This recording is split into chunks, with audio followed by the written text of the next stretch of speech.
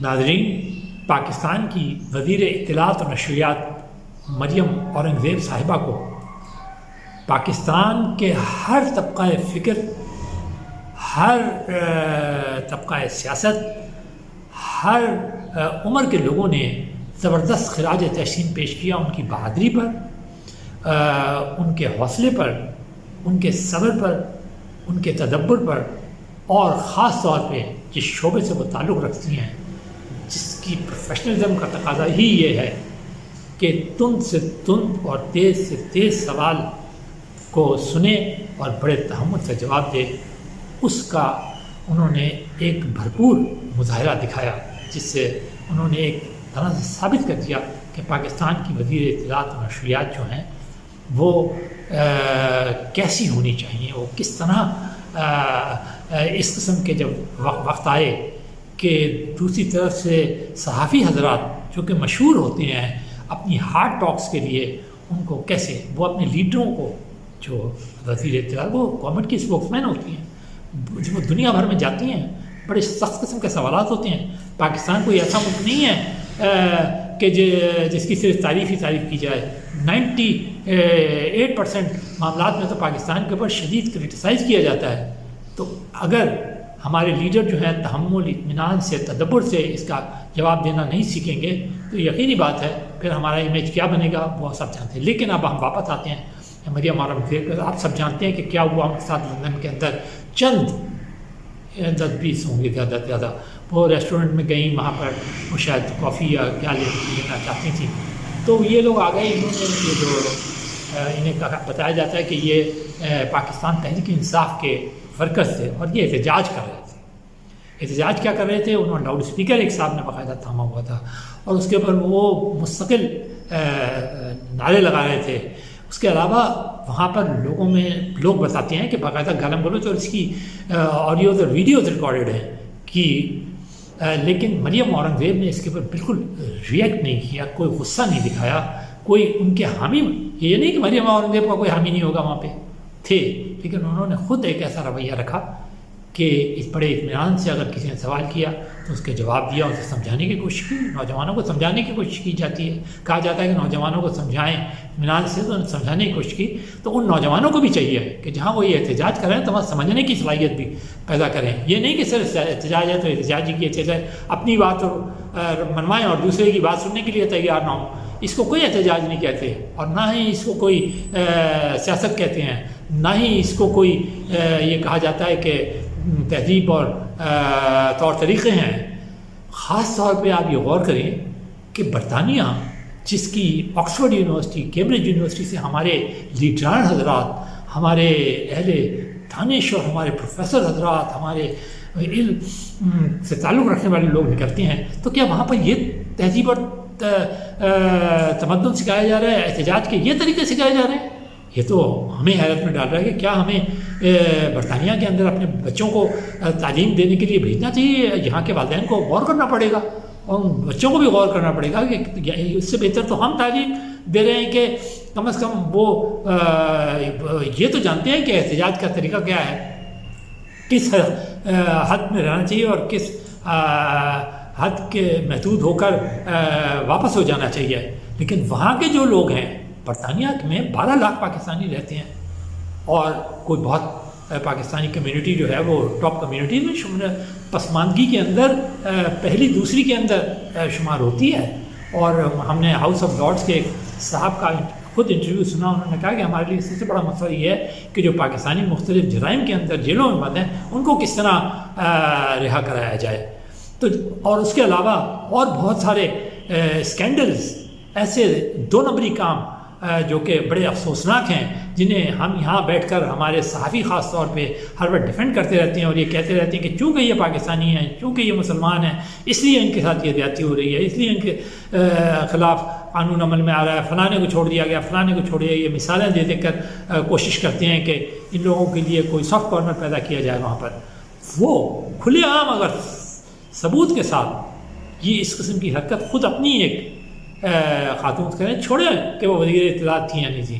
یہ بدترین ہراسانی میں آتا ہے۔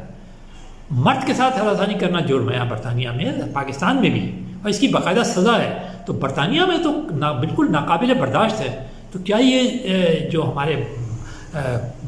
پاکستانی بھائی ہیں وہ یہ جانتے نہیں ہیں، نوجوان جانتے نہیں ہیں، خواتین ہماری جانتی نہیں ہیں کہ یہ احتجاج اور ہراسانی میں کیا فرق ہوتا ہے؟ یقیناً اگر انہیں نہیں پتا تو پھر انہیں ہم کیسے کہہ سکتے ہیں کہ وہ ہم پاکستان کے سفیر ہیں؟ ہم کیسے کہہ سکتے ہیں کہ وہ ہمارے ایمبیسیڈر ہیں؟ ایسے لوگوں کو کون ایمبیسیڈر بنائے گا جن کو یہی حدود نہ پتہ نہ ہو کہ اس کی حدود کیا ہیں، احتجاج کرنے کی اور محدود ہونے کی کیا حدود ہیں، اور الفاظ کا چناؤ کیا کرنا چاہیے؟ اگر انہوں نے ان بڑی بڑی یونیورسٹیز اور وہاں رہ کر یہ سب کچھ نہیں سیکھا تو پھر کیا سیکھا؟ برطانیہ میں کیا سکھایا جا رہا ہے؟ تو یہ تو ایک والدین کو یہاں کے سوچنا پڑے گا کہ کیا وہ اپنے بچوں کو برطانیہ میں تعلیم دینے کے لیے بھیجیں یا نہ بھیجیں، یا اپنے لوگوں کو وہاں جائیں یا نہ جائیں، کہ یہ تہذیب وہ سیکھیں گے. اس سے تو بہتر ہم ہیں یہاں پر جو کہ جیسے کچھ بھی ہیں، غریب ہیں، قرضے لیتے ہیں، سب کچھ کرتے ہیں، قدرتی آفات کو برداشت کرتے ہیں، لیکن اپنی حدود بھی جانتے ہیں، کس جگہ اپنے بڑوں کا ادب بھی جانتے ہیں. ہمارے یہاں بھی جو جرائم ہوتے ہیں لیکن ہم اسے کسی صورت میں بھی کنٹرول نہیں کرتے. افسوس ایک اور بات کا ہے، سب سے بہتر پاکستانیوں کو جو وہاں 12 لاکھ موجود ہیں یا اس سے زیادہ، ان کو غور کرنا چاہیے، ان کے نمائندوں کو غور کرنا چاہیے کہ یہ کس طرح جا رہے ہیں. یہ لوگ، یہ بچے ہیں یا نوجوان ہیں یا بڑے ہیں، یہ کس طرح جا رہے ہیں اور انہوں نے کیا سیکھا ہے؟ کیا یہ احتجاج کرنے کا طریقہ سیکھا ہے؟ اور پاکستانی سیاست جس کے متعلق یہ کہا جاتا ہے کہ اس کے اندر بہت زیادہ ایسی باتیں ہیں جو کہ ناقابل قبول ہیں، جو کہ تہذیب سے گری ہوئی ہیں، وہ ساری کی ساری وہ برطانیہ میں شفٹ کر رہے ہیں اور وہاں کے لوگوں کو یہ باتیں سکھا رہے ہیں اس احتجاج کے نام کے اوپر. تو ایک بات تو خود ان کو اس بات پہ غور کرنا چاہیے. دوسری جو اہم بات ہے وہ یہ ہے کہ یہ کوئی پہلا واقعہ نہیں ہے. جیسے ہم نے بتایا کئی واقعات ایسے، ترکی کے اندر ایسا واقعہ ہو گیا، لوگ جو ہیں وہ پاکستانی جو ہیں وہ اس کے اندر شمار ہوتے ہیں. یورپ کے اندر ایسے بہت سارے واقعات ہو رہے ہیں جس سے ہمارا سر جو ہے وہ شرم سے جھک جاتا ہے. تو ہمیں یہ غور کرنا پڑے گا کہ یہ جو ہمارے پاکستانی بھائی ہیں جن کی تعداد 90 لاکھ ہے، صرف ہم اسی پہ فخر کرتے رہیں کہ جی وہ ہمارے کو $30 ارب بھیج رہے ہیں. بڑی مہربانی ان کی کہ وہ اپنے رشتہ داروں کو یہ $30 ارب بھیج رہے ہیں، بڑی مہربانی ان کی کہ ان کے $30 ارب سے پاکستان کو، لیکن مہربانی فرما کر وہ پاکستان کے امیج کی طرف بھی توجہ دیں. یہ تو نہیں کہ جہاں کہیں بھی پاکستانی جائے تو اس کی یہ مثالیں، جیسے کہ لندن میں مریم اورنگزیب کے ساتھ ہوا، مدینہ منورہ کے اندر ہوا اور دوسری جگہوں پہ ہوا، اور وہ مثالیں جو ہیں وہ ان سے پہلے وہاں پہنچ جائیں اور لوگ کہیں کہ جی دیکھو وہ پاکستانی آ گئے. اور خاص طور پہ ہم لندن کے اپنے بھائیوں سے گزارش کریں گے کہ وہ بہت زیادہ غور کریں. وہ ان کی تعداد بہت زیادہ ہے، عرب کنٹریز کے بعد سب سے بڑی تعداد وہیں پہ ہے، کہ وہ جو ہیں وہ اپنے حدود اور اپنے اس کو تعین کریں. یہ دیکھیں کہ سیاسی اختلافات اپنی جگہ، اور یہاں کے ہم اہل دانش کو کہیں گے کہ وہ ہمیشہ یہ کہتے ہیں کہ بڑا افسوسناک واقعہ ہوا، ہر ایک کو چاہیے کہ وہ جو مریم اورنگزیب کے ساتھ ہوا اسے کنڈیم کرے، لیکن وہ 1990 میں جب انہوں نے فلانے کے ساتھ یہ کیا تھا تو اس کو بھی یاد رکھنے کی ضرورت ہے، اور 2001 میں جو ہوا تھا اس کو بھی یاد رکھنے کی ضرورت ہے، 2007 میں ہوا اس کو بھی یاد رکھنے کی ضرورت ہے، اس وقت بھی خواتین کے ساتھ یہ کیا تھا فلاں. ارے بھائی ان خواتین نے تو معاف بھی کر دیا، وہ ان کے تو دل اتنے بڑے تھے کہ وہ ساتھ بھی بیٹھ گئے قوم کی بہتری کے لیے. انہوں نے تو بہت ساری یعنی جیسے لچک پیدا کی اور پاکستان کی خاطر انہوں نے بڑے بڑے فیصلے بھی کیے. تو کم از کم آپ ان کو ہی اگر مثال ہی دے رہے ہیں اور ان کو ان کے ایگزامپل کو پیش کر دیتے ہیں جب اس قسم کی یعنی وہ حرکت جو کہ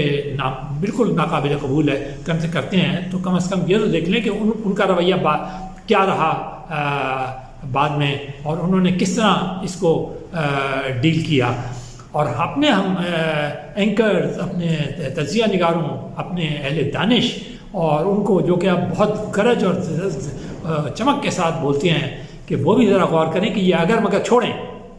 اگر ایک غلط کام ہوا ہے تو اس کو غلط کہیں، اور کہ پہلے کیا ہوا تھا اس کو بھول جائیں، اس کو کنڈیم کریں. یہ جو ہے نا کہ یہ تو کنڈیم کیا اور پھر اس کو کنڈون کر دیا، یہ کوئی اس کے لیے جو لفظ استعمال ہوتا ہے وہ بھی جانتے ہیں اور ہم بھی جانتے ہیں، لیکن ہم استعمال نہیں کرنا چاہتے. اس لیے وہ بھی اپنے ان نوجوانوں کو یہ سمجھائیں، نوجوانوں نہیں بلکہ تمام لوگوں کو، بڑے چھوٹے سب کو، چاہے وہ کسی جماعت سے بھی تعلق رکھتے ہوں، اپوزیشن سے یا گورنمنٹ سے، کہ بھائی ایک حد ہے، اس حد سے نہ نکلنا، اگر اس حد سے نکلو گے تو ہمارے اگر مگر سے کچھ نہیں ہوگا، ہمارے جواز سے کچھ نہیں ہوگا۔ 1990 میں کیا ہوا تھا، 2001 میں، 2005 میں، 2010 میں کیا ہوا تھا، وہ سب لوگ بھول چکے ہیں۔ وہ قومیں تو اب یہ دیکھیں گی کہ آپ کیا حرکتیں کرتے پھر رہے ہیں، اور وہ اسے کنڈون نہیں کریں گے کسی صورت کے اندر۔